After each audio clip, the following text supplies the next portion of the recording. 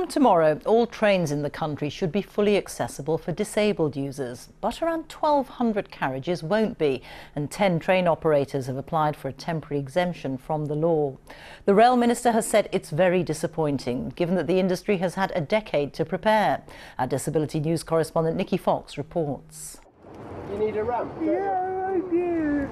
My wheelchair space is taken up by a catering trolley. It's apparently a train straight out of your depot.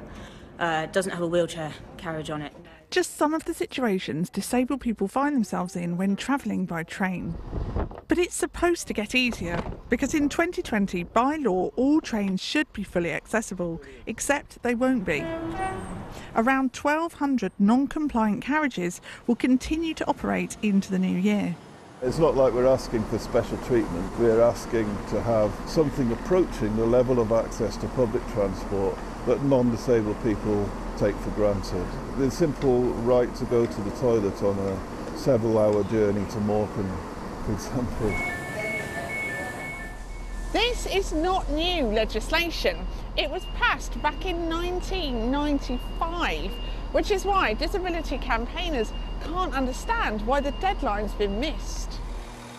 So who is to blame?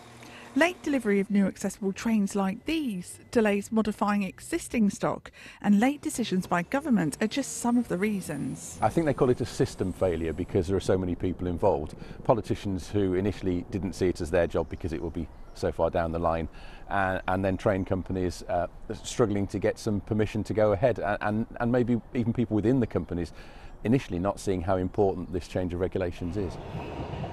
The rail industry says it's rolling out 8,000 new carriages and upgrading hundreds of others, but 10 companies have been forced to apply for temporary exemptions to run stock which doesn't comply. The government says it's disappointed that the rail firms will fail to meet the deadline.